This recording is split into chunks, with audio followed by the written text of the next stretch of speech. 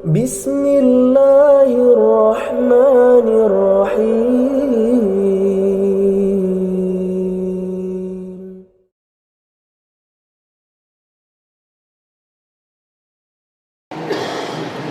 بسم الله الرحمن الرحيم. السلام عليكم ورحمة الله وبركاته. إن الحمد لله نحمده ونستعينه ونستغفره ونعوذ بالله من شرور أنفسنا ومن سيئات أعمالنا من يهده الله فلا مضل له ومن يضلل فلا هادي له وأشهد أن لا إله إلا الله وحده لا شريك له وأشهد أن محمدا عبده ورسوله صلى الله عليه وعلى آله وأصحابه ومن تبعهم بإحسان إلى يوم الدين وسلم تسليما كثيرا. أما بعد، إخواني الفضلاء رحمني وإياكم. Alhamdulillah atas kemudahan yang masih Allah Subhanahu wa taala berikan kepada kita. Di malam yang berbahagia ini kita kembali mendapatkan kemudahan darinya untuk bisa duduk kembali di majlis kita, di masjid yang kita cintai. Semoga Allah SWT menjadikan apa yang kita lakukan di malam yang mulia ini sebagai kebaikan yang menjadi sebab bagi kita untuk mendapatkan ridha Allah Subhanahu wa taala dan juga ampunan dosa dari dosa yang kita lakukan darinya. Pada malam ini insyaallah kita akan mengambil kembali lanjutan faedah dari petunjuk ayat-ayat Al-Quran yang terdapat dalam surat Al-Baqarah, memasuki ayat yang ke-78 dan 79. Namun sebelumnya mohon untuk dibacakan lebih dahulu. Tafadhal.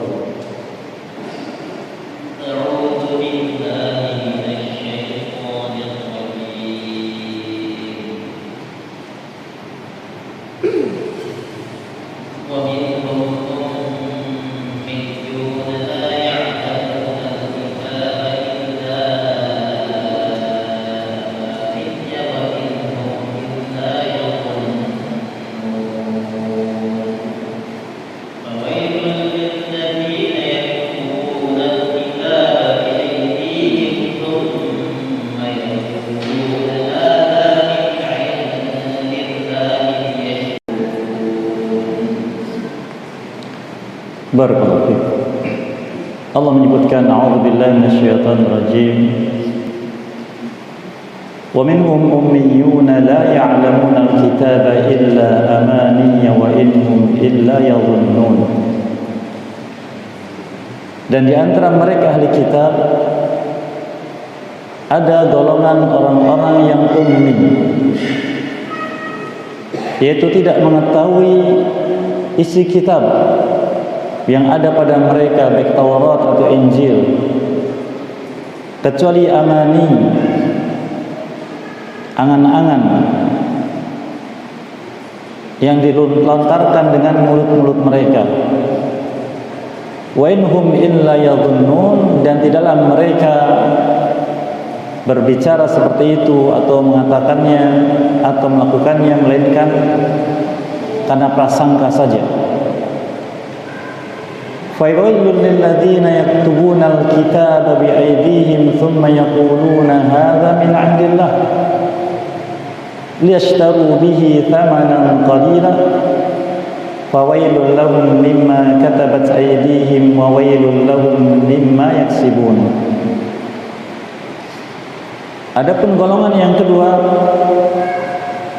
yaitu mereka ahli ilmunya berhak mendapatkan wail,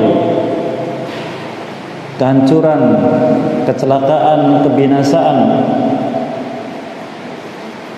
yaitu yang menuliskan kitab Allah atau menuliskan sebuah kitab dengan tangan-tangan mereka, kemudian mereka mengatakan ini dari sisi Allah untuk menukar dengan harga yang sedikit. maka wail bagi mereka disebabkan karena apa yang mereka tuliskan dengan tangan-tangan mereka, dan wail bagi mereka dari apa yang mereka dapatkan dari penghasilan.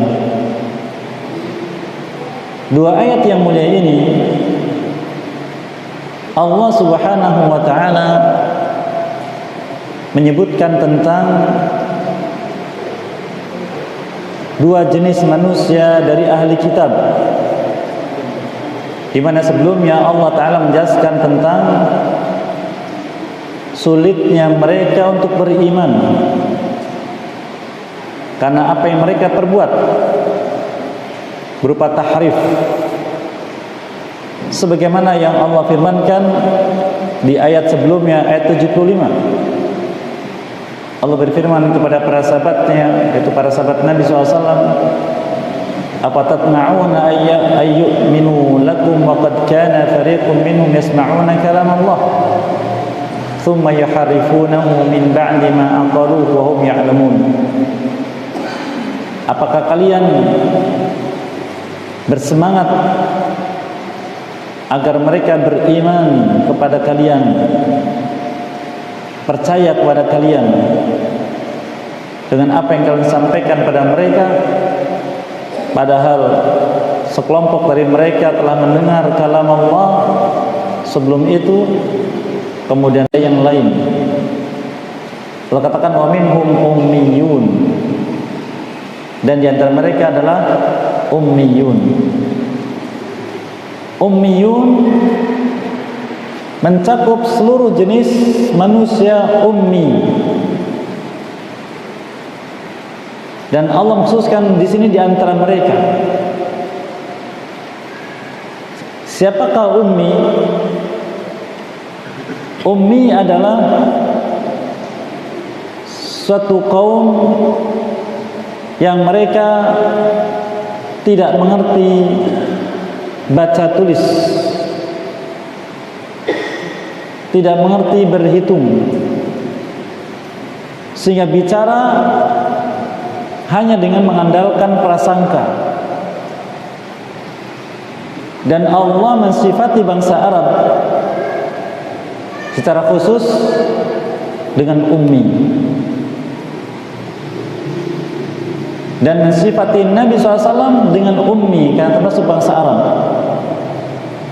Seperti yang firmankan di surat Al-Jum'ah di ayat yang kedua, walladzi ba'atha fil ummiyina rasulan minhum. Dialah Allah yang telah mengutus kepada bangsa ummi seorang rasul dari mereka. Bangsa ummi itu bangsa Arab. Rasulan minhum, rasul dari bangsa Arab. Di ayat berikutnya katakan wa akharina minhum lamma yalhaqu bihim, dan selain mereka yang bukan golongan mereka, yaitu selain bangsa Arab atau bangsa Ajam istilahnya. Bangsa Ajam istilah untuk bangsa selain Arab. Nabi kita menyebutkan sallallahu alaihi wasallam tentang sifat bangsa Arab. Beliau katakan nahnu ummatun ummiyah la naktub wa la nahsub. Kita ini umat ummi, tidak mencatat, tidak menghitung. Ini pengakuan dari Nabi sallallahu alaihi wasallam. Dan di antara hikmah Allah Subhanahu wa taala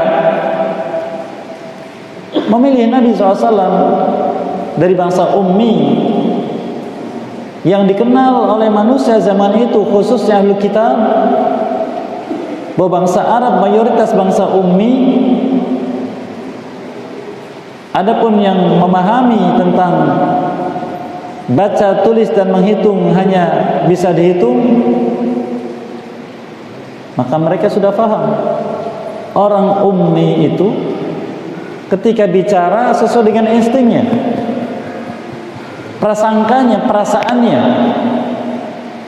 Ini kan baik, ini kan baik, harus begini, harus begitu. Berbeda dengan orang yang belajar, mengerti baca, mengerti menulis, mengerti berhitung, sehingga bisa berpikir, bisa menentukan perhitungan dan beraneka ragam. Maka Nabi kita SAW menjelaskan, nahnu ummatun ummiyah la naktub wa la nahsub, asyahru hakadha, asyahru hakadha. Kita ini umat ummi, tidak membaca, tidak menulis, tidak berhitung. 1 bulan segini 29, 1 bulan 29. Ini di antara hikmah Allah Azza wa Jalla memilih beliau Rasulullah SAW sebagai Nabi, sehingga ketika beliau berbicara tentang suatu perkara yang di luar kemampuan orang ummi, kemampuan bangsa ummi, ini satu dari 2 kemungkinan.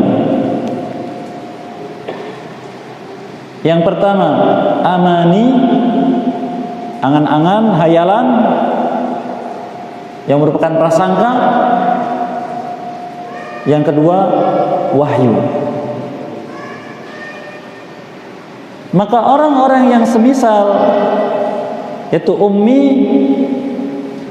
akan menuduh, ya kamu paling pendusta,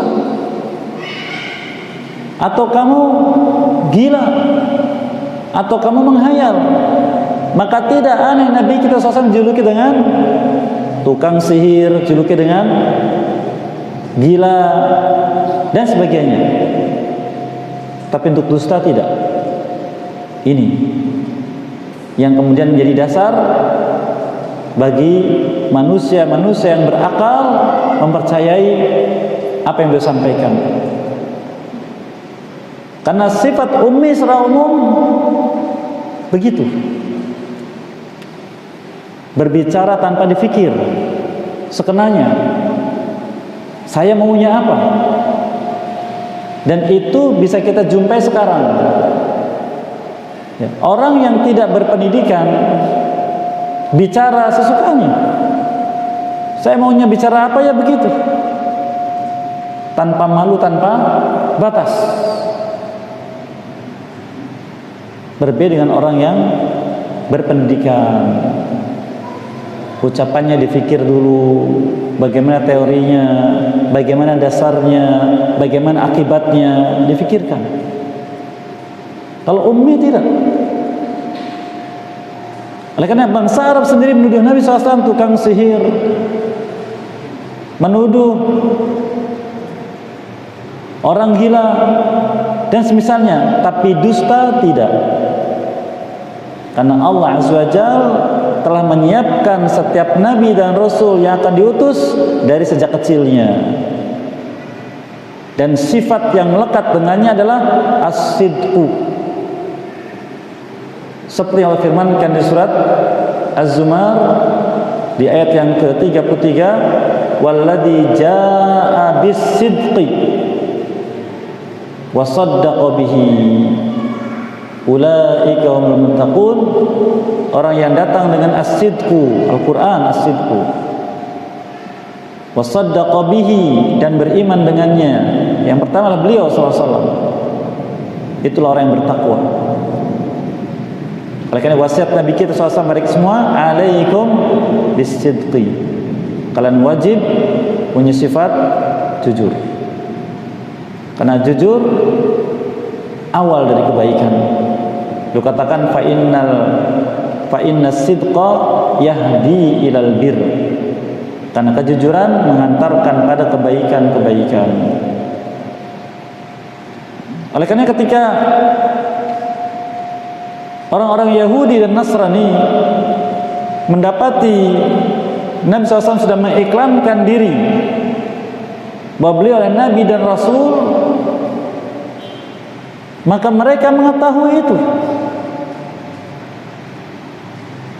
Katakan min ba'di ma qaluhu wa hum ya'lamun. setelah mereka memahaminya dan mereka tahu, berilmu, ya'rifunahu kama ya'rifuna abna'ahum, mengenalnya seperti mengenal anak-anak mereka sendiri. Apa yang disampaikan bukanlah prasangka, bukan angan-angan, bukan hayalan. Beliau bicara tentang masalah ghaib sama dengan yang tercantum dalam kitab mereka tentang penciptaan langit dan bumi selama 6 hari, tentang Allah istiwa di atas arsy-Nya, tentang adanya malaikat, tentang malaikat Jibril yang menyampaikan wahyu dan sebagainya. Sama persis dengan apa yang ada pada kitab mereka. Maka mereka tahu betul itu. Ini walaupun dari bangsa ummi, dia bicara tapi bukan amani dan bukan zon, bukan prasangka, bukan angan-angan, tapi al-haq, karena dari wahyu. Karena mereka kenal dari mereka sendiri ada kaum ummi. Mereka bicara agama dengan lisan mereka, kesana kemari. Ahli ilmu dari mereka sendiri faham, ya begitulah. Ini pun terjadi pada kaum muslimin. Ya, saya mendapatkan beberapa kiriman video dari teman-teman tentang celotehan orang-orang yang sebenarnya mencari sensasi. Intinya adalah mencari pendukung. Kalau dapat pendukung dapat apa? Nah, dapat bayaran. Di antaranya saya tidak jumpai dalam Al-Quran menyebutkan sholat 5 waktu, gitu kan? Amani, angan-angan saja. Karena dia tidak paham Quran. Ada yang mengatakan di Quran saya tidak jumpai Allah melarang mengucapkan selamat hari raya suatu kaum. Yang bisa tunjukkan ayatnya, saya kasih hadiah sekian. Amani, angan-angan, angan-angan. Tentang masalah ini, bagi sedikit faedah untuk kita sekalian. Allah Azza wa Jalla menyebutkan di surat Maryam, surat yang dibacakan oleh sahabat yang mulia Ja'far bin Abi Thalib radhiyallahu anhu ketika beliau hijrah ke Habasyah, dibacakan kepada raja Habasyah yaitu Najasyi. Ketika mendengarnya beliau menangis karena al-haq. Di dalamnya disebutkan di ayat yang ke 88 dan seterusnya. Wa qalu ittakhadhar rahmanu walada. Mereka berkata, siapa? Nasrani. Ar-Rahman memiliki anak. Siapa Ar-Rahman? Allah Azza wa Jalla. Allah katakan laqad ji'tum syai'an idda. Dengan ucapan itu kalian telah menghadirkan sesuatu yang besar kemungkarannya.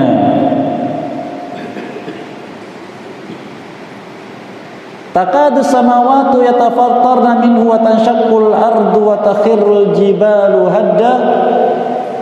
Ucapan itu menyebabkan hampir saja langit pecah, bumi terbelah, gunung-gunung runtuh karena mungkarnya ucapan itu. Anda aulir rahmani walada. Mereka menyeru bahwa Rahman, Ar-Rahman punya anak. Wa ma yanbaghi lir-rahmani ay yattakhidha walada. Dan tidak sepantasnya Ar-Rahman memiliki anak. In kullu man fis samawati wal ardi illa atir rahmani 'abda. Tidak ada satupun dari makhluk yang ada di langit dan yang ada di bumi, melainkan datang dari hadapan Ar-Rahman sebagai hamba. Kira-kira pantas tidak mengucapkan selamat atas lahirnya anak Allah? Nah, jelas Allah mengingkari semua. Namun ketika orang ini tidak paham tentang petunjuk Quran, tidak paham tentang penjelasan Quran, maka bicaranya adalah amani, angan-angan, celotehan dusta, dan mengatakan wahum yadhunnun, dan berprasangka. Inilah bedanya orang beriman dan berilmu dengan orang jahil. Orang berilmu dan berilmu dalam beragama yang diungkapkan dengan ucapan dan perbuatan, pertama berdasarkan basirah. Apa itu basirah? Petunjuk wahyu. Tidak bicara apapun melainkan sesuai dengan petunjuk wahyu. Tidak berbuat apapun melainkan sesuai dengan petunjuk wahyu. Dan mengamalkannya sesuai dengan yang Allah inginkan. Allah ingin apa? Diamalkan begitu. Allah ingin begitu, maka amalnya begitu. Allah ingin begini, maka amalnya begini. Adapun orang jahil dalam beragama, dasarnya yang pertama dzan, prasangka. Menurut saya baiknya begini, pendapat saya bagusnya begitu, prasangka. Lalu mengamalkannya bagaimana? Ya saya maunya begini, kamu begitu silahkan, tapi saya maunya begini. Pimpinan kami maunya begini, guru kami maunya begini, bukan maunya Allah Azza wa Jalla. Maka demikianlah Allah Jalla wa Ala menyebutkan tentang orang-orang musyrikin Quraisy di surat An-Najm. Allah sebutkan iyattabi'una illa dhann wa ma tahwal anfus. Mereka tidaklah mengikuti melainkan prasangka saja, bukan keyakinan, prasangka. Dan apa yang diinginkan oleh hawa nafsu. Hawa nafsu siapa? Mungkin hawa nafsu diri atau siapapun, bukan keinginan Allah Azza wa Jalla. Ini yang terjadi, sehingga berkata, berbuat semaunya. Maka Allah Azza wa Jalla menyebutkan itu tentang sebagian kelompok dari ahli kitab. Wa minhum ummiyun, mereka itu ummi. La ya'lamunal kitab, tidak tahu kitab yang ada pada mereka. Coba kita tanya sembarang dari mereka, baik Yahudinya atau Nasraninya, yang suka pakai lambang-lambang keagamaan mereka, bangga dengan memakai lambang. Tanya, Mas, kamu termasuk penganut yang fanatik ya? Iya. Baca tidak kitab Anda? Kira jawabannya apa? Senyum. Padahal kitabnya berbahasa Indonesia. Kenapa malas? Seandainya dibaca akan terbuka di sana ada petunjuk-petunjuk yang menjelaskan kebenaran Quran. Sehingga ketika mereka membaca dan bandingkan dengan Quran, Allah bukakan petunjuk. Karena tidak dibaca oleh mereka. La ya'lamunal kitab, tidak tahu isi kitabnya. Kalaupun membaca, ya sudah, yang penting percaya saja. Tidak mau faham. Demikian juga mirip dengan itu terjadi pada sebagian kaum muslimin. Oleh karena wasiat sebagian ulama kita, jangan sampai kita membaca ayat yang ternyata ayat itu melaknat kita sendiri. Apa maknanya? Jangan sampai baca ayat yang ternyata ayat itu melaknat kita sendiri. Kita tidak tahu maksudnya. Contoh, kita pulang kerja setelah asar, kita tidak segera sholat asar, nantilah tanggung kalau sudah sampai rumah, macet atau hujan, tidak terfikir langsung sholat, nanti sholatnya di rumah, sampai di rumah 5:30, kemudian mungkin mandi dulu, mungkin duduk dulu, lalu baru ingat sholat. Hampir dilakukan setiap hari. Ketika sholat baca ayatnya, ara'aital ladzi yukadzibu biddin, tahukah engkau siapa pendusta agama? Di dalamnya dibacakan, fawailul lil musallin alladzina hum an shalatim sahun, celaka bagi orang yang sholat, yang bagaimana? Yang dia lalai dari sholatnya. Kata ulama, lalai dari sholat itu melaksanakan sholatnya di akhir waktu. Ternyata ayat itu mencela dia sendiri. Anda sholat, Anda dicela dengan ayat ini. Jangan. Maksudnya jangan, bukan tidak boleh baca, bukan. Jangan sampai kita berbuat perbuatan yang ternyata perbuatan itu dicela oleh ayat yang kita baca. Jangan sampai. Kita berdagang, tapi kita kadang mengurangi timbangan, mengurangi ukuran. Kita baca ayat wailul lil mutaffifin, celaka bagi mutaffif. Siapa mutaffif? Yang mengurangi timbangan atau ukuran dalam berdagang. Banyak ayat semacam ini. Maka dari situlah kata mereka, ini sebagian ulama kita, hendaknya seorang muslim faham ayat yang dia baca agar bisa mendapatkan petunjuk dari ayat itu dan mendekatkan dirinya kepada nilai takwa. Dzalikal kitabu la raiba fi hudal lil muttaqin. Petunjuk bagi orang yang bertakwa. Kita kembali, orang-orang ummi dari mereka yang tidak tahu isi kitab yang ada pada mereka, yang turunkan kepada mereka, mereka itu hidupnya penuh dengan amani, angan-angan. Segala sesuatu disandarkan pada agama, sesuatu kepada agama. Wa inhum illa yadhunnun, maka itu semua adalah prasangka yang lebih banyak mendekati dustanya. Lebih banyak mendekati dusta. Oleh karenanya faedah besar agar kita tidak seperti golongan ini dari ahli kitab, makanya kita punya ikatan dengan ilmu.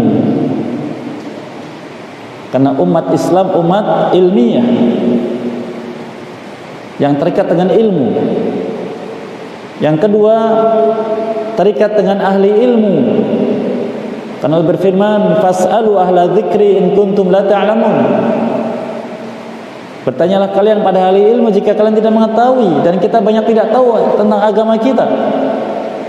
Harus ada ikatan dengan ahli ilmu. Dan yang ketiga, ikatan dengan majlis ilmu. Karena Nabi kita menyebutkan perintahnya SAW, idza marartum biriyadil jannah farta'u. Jika kalian melewati taman-taman surga maka singgahlah. Qalu ya Rasulullah wa ma riyadul jannah? Ya Rasulullah, apa maksud dengan taman-taman surga? Qala halaqatu dzikr. Dia mengatakan halaqah zikir, yaitu majlis-majlis ilmu. Sehingga kita tidak masuk dalam golongan amani.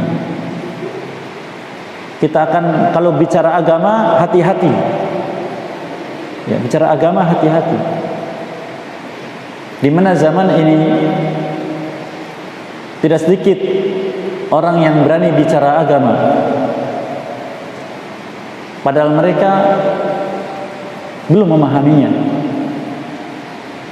Dan bicara tentang agama sesuai dengan pendapatnya, padahal tidak memiliki dasar-dasar ilmunya. Dan ini biasanya berupa terlontar dalam penjelasan dari suatu masalah. Contoh, Ustaz, kalau saya menghajikan anak saya dan anak saya sudah balik, apakah sah hajinya? Dan apakah dia harus mengulang lagi hajinya ketika dia sudah bisa mencari uang sendiri?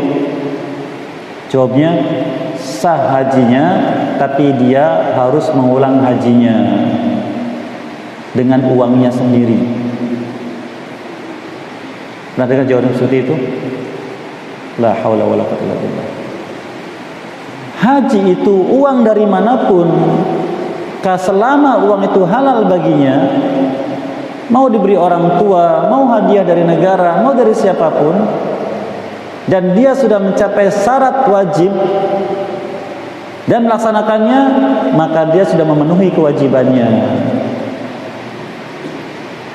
Kecuali dia belum sampai pada syarat wajib, diantaranya belum sampai balik, maka dia harus melaksanakan ulang kalau dia punya kemampuan. Kalau dia punya kemampuan, maka cukup. Contoh lain mengatakan bahwa pembagian waris boleh dengan wasiat. Boleh dengan wasiat. Padahal Nabi SAW mengatakan la wasiyata lil waris. Tidak ada wasiat tentang harta waris bagi ahli waris. Oh, hadis itu dhaif. Bertentangan dengan ayat di surat Al-Baqarah. In taraka khairul wasiyah lil walidaini wal aqrabin haqqan al muttaqin. Kalau seorang sampai pada kematian, dia meninggalkan harta, maka itu menjadi wasiat bagi orang tua dan kerabatnya, dan itu hak bagi orang bertakwa. Wasiat. Dia tidak tahu ayat ini hukumnya mansukh dengan surat An-Nisa tentang pembagian waris. Keberlakuan hukumnya sudah dihapuskan, mansukh. Nanti kita masuk insyaallah ayat tentang ayat-ayat nasakh. Itu contoh. Maka agar kita punya ilmu, maka kita harus terikat dengan ilmu. Ketika kita tidak punya ilmu, kita terikat dengan ahli ilmu. Ingin mendapatkan ilmu, kita duduk di majelis ilmu. Agar yang kita ucapkan bukan amani, angan-angan, perkiraan, hayalan, dan dasarnya bukan dhon, bukan prasangka, tapi dengan yakin, dengan ilmu. Ini jenis manusia yang pertama. Jenis manusia yang kedua sebutkan yang lebih buruk dari mereka. Allah katakan fawailul lil ladzina yaktubunal kitab bi aidihim. Maka golongan yang kedua mendapatkan wail. Dan Allah sering menyebutkan celaan bagi jenis manusia dengan ucapan wail. Sebelumnya mengatakan al-wail ismu wadin fi jahannam. Wail adalah nama sebuah lembah di jahannam. Walaupun pendapat ini tidak bersandar kepada athar dari Nabi SAW. Yang lain mengatakan al-wail yaitu al-halakah, kebinasaan, kecelakaan, keburukan yang Allah timpakan kepada siapapun yang berbuat apa yang Allah sebutkan. Siapa di sini? Lilladzina yaktubunal kitab biaidihim, yaitu mereka yang menulis kitab dengan tangan-tangan mereka. Kalau yang pertama, mereka tidak tahu ilmunya, menulis, membaca, berhitung, tidak tahu ilmunya. Nah, yang kedua tahu, maka mereka digolongkan ahli ilmu. Ya, digolongkan ahli ilmu. Mereka menyalin kitab Allah Azza wa Jalla dengan tangan mereka. Khususnya terjadi setelah wafatnya para nabi dan rasul yang diutus oleh Allah dan diberi kitab. Maka mereka datang menyalin kitab Allah tersebut, tapi tidak murni kitab yang Allah turunkan isinya. ditambah-tambahi dengan ucapan mereka yang mereka inginkan, dan membuang ayat yang kurang mereka suka. Ya. Lalu mereka katakan, hadza min indillah, ini dari sisi Allah. Ada ayat dicantumkan, ini isinya pesanan penguasa, tuliskan. Ini pesanan golongan ini, tuliskan. Untuk dapat apa? Dapat imbalan. Dan itu terjadi pada kitab-kitab terdahulu. Sedangkan Quran, Allah menjaganya. Maka Quran ini dituliskan oleh para ulama dari masa ke masa, khususnya pada zaman dahulu, sebelum adanya percetakan yang begitu mudah dan murah. Di pondok-pondok tahfidz Quran, sebagian mereka ini masih berlaku di Afrika, masih berlaku di beberapa negeri Afrika. Di pondok-pondok tahfidz itu kalau ingin menghafal ayat Quran, mereka menasakh dulu, menuliskan dulu ayat yang mau dihafal di lauhah seperti ini. Ingat saya waktu kecil itu ada lauhah, kita nulisnya dengan papan tulis. Ya, ditulis berapa ayat dari atas sampai bawah, satu halaman penuh, lalu dihafalkan. Kalau di pondok tahfidz sekarang, bagi yang sudah hafal sekian juz, maka disuruh menasakh, menuliskan apa yang sudah dihafal, lalu dibukukan. Ini metode terdahulu.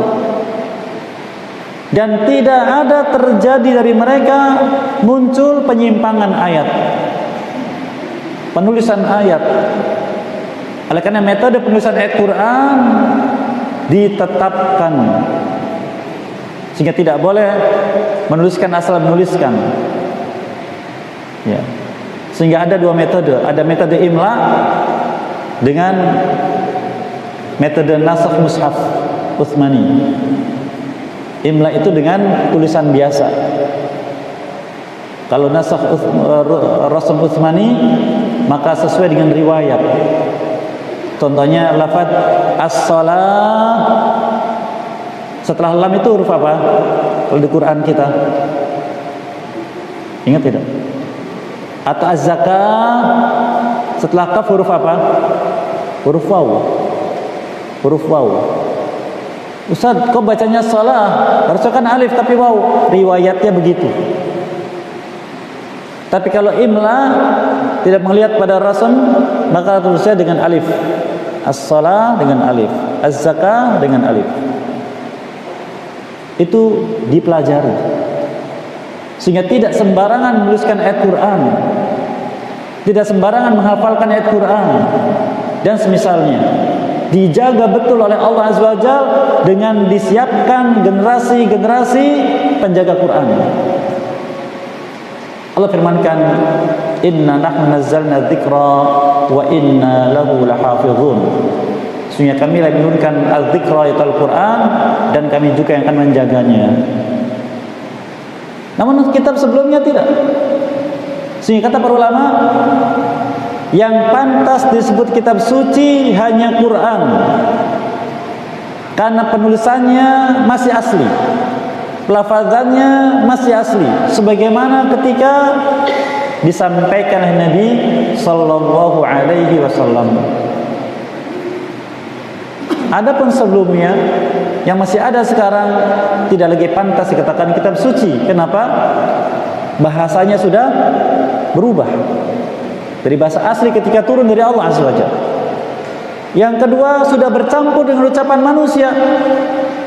Tidak tahu mana yang masih asli, mana yang sudah berubah. Mana yang masih asli firman Allah, mana yang itu ucapan manusia. Lu dari mana tahu Ustaz? Dari penjelasan Allah di antara ayat ini.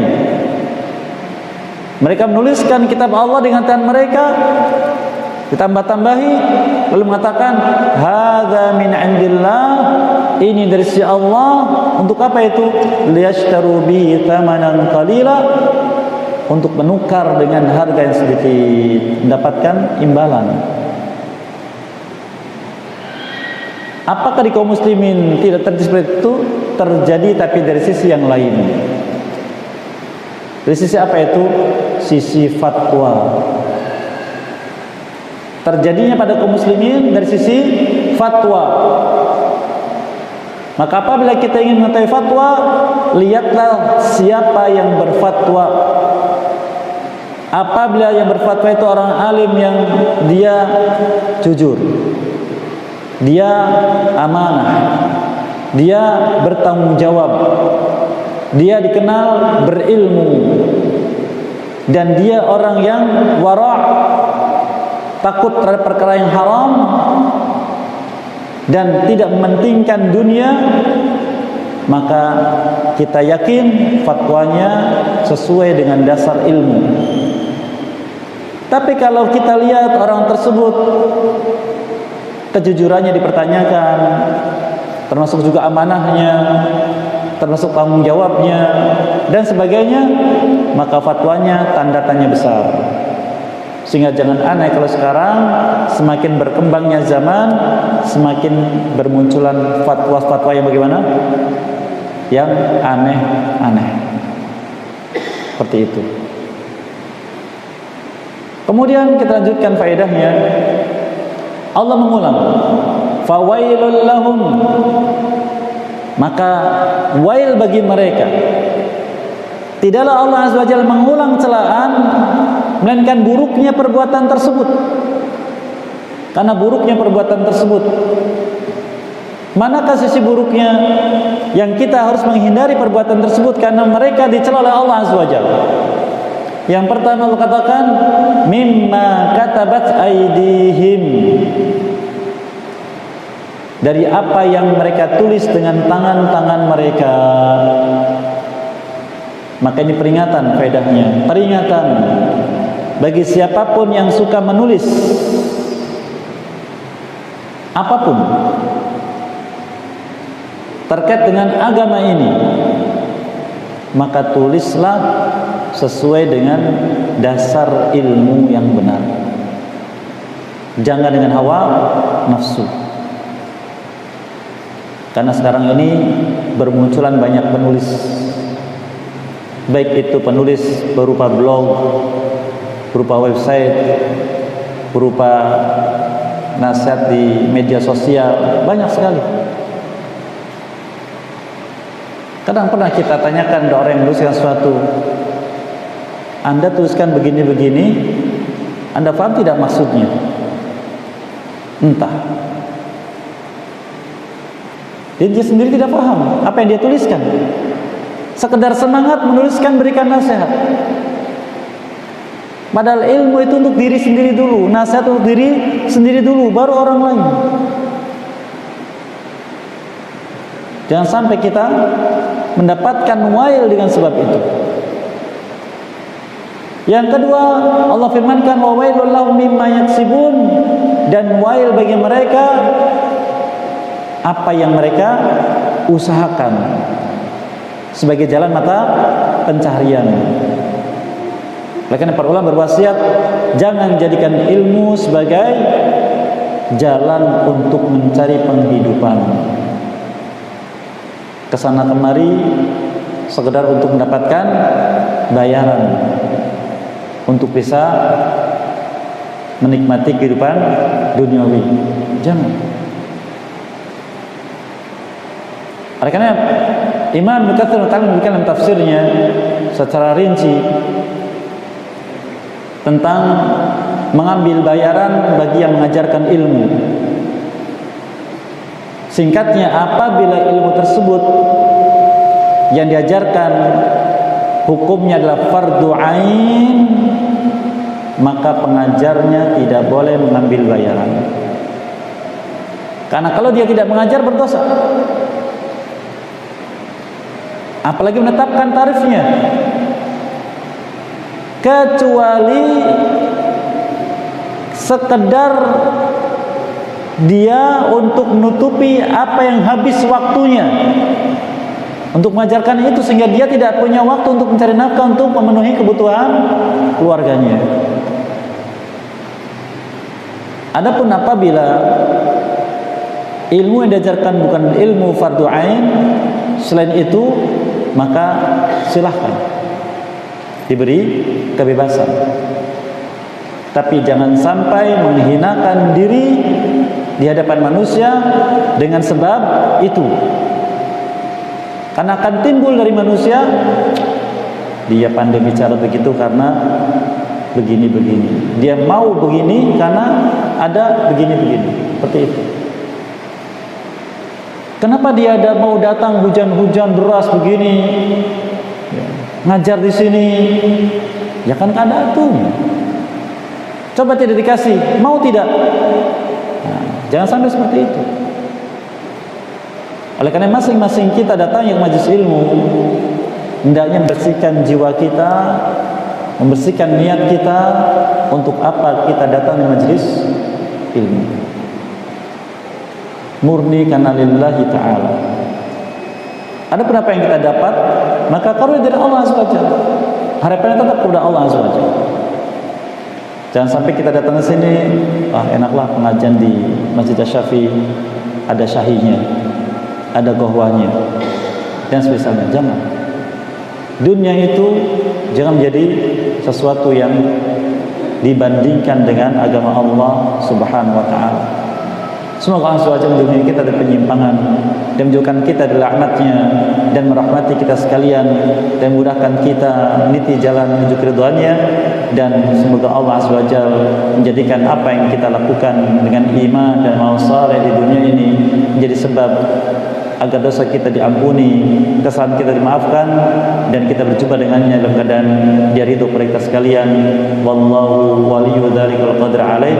Wassalamu Muhammadin wa ala alihi wa sahbihi ajma'in. Alhamdulillah alamin. Barangkali ingin disampaikan, persilakan nanti setelah adzan Isya. Tafadhol, barangkali ada yang ingin menyampaikan sesuatu, silakan. Assalamualaikum warahmatullahi wabarakatuh. Waalaikumsalam warahmatullahi wabarakatuh.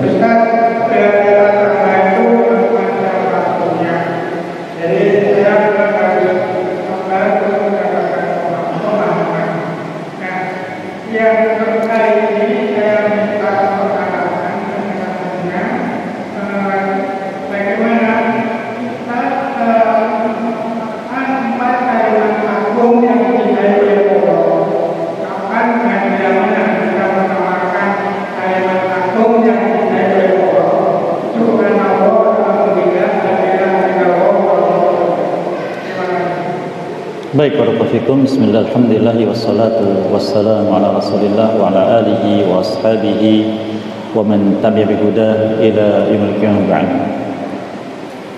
Dalam beramal, yang pertama kita harus tahu ilmu dulu.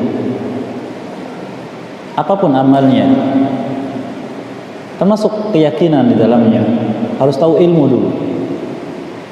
Karena demikianlah Allah menyebutkan di surat Al-Isra, wala taqfu ma laysa laka bihi ilmun. Jangan kau mengikuti apa yang kau tidak punya ilmunya.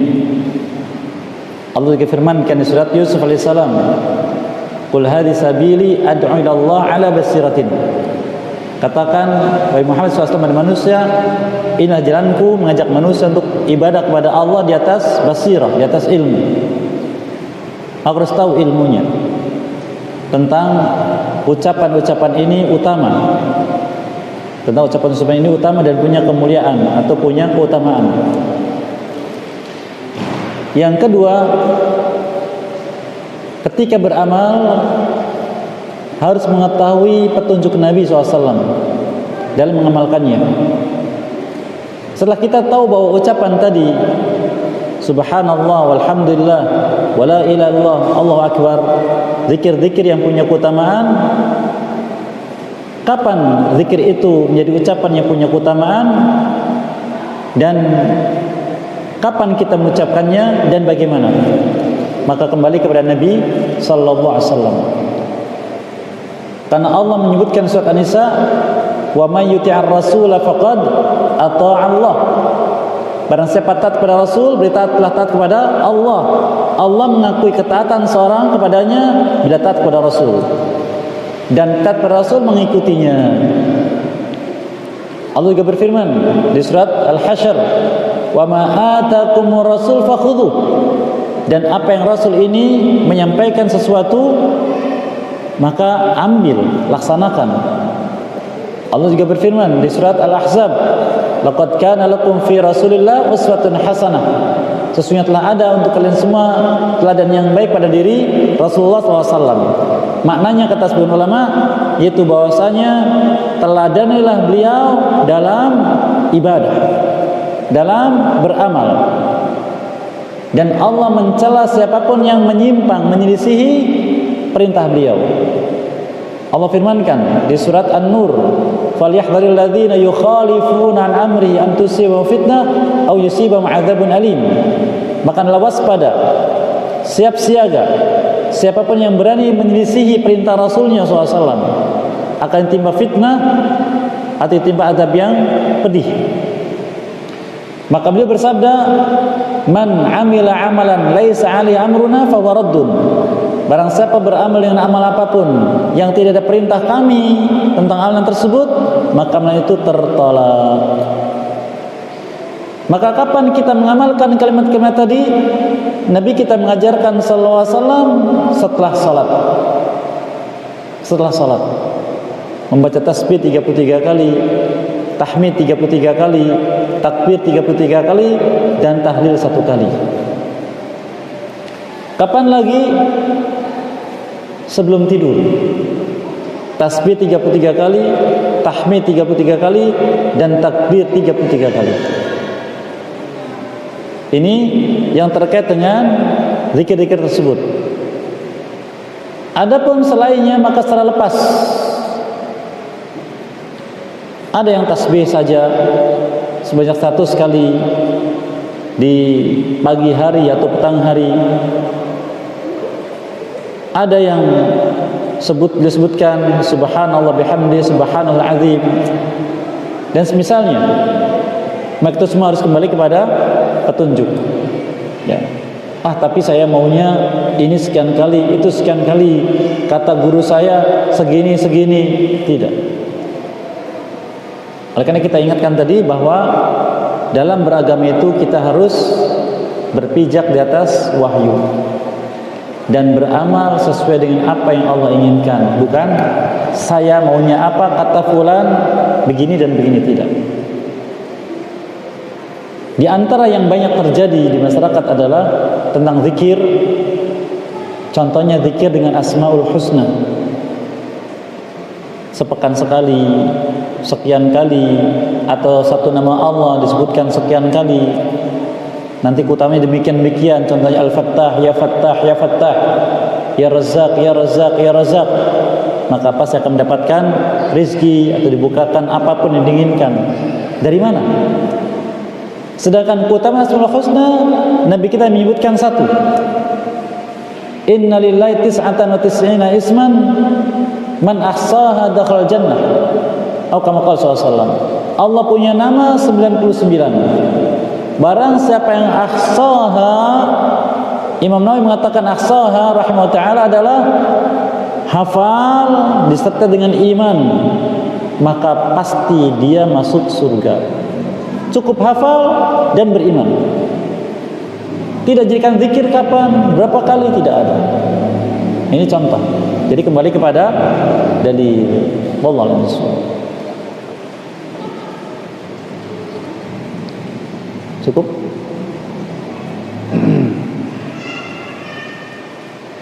Baik, kalau begitu saya demikian. Sekali lagi mohon maaf atas kesalahan dan keliruan.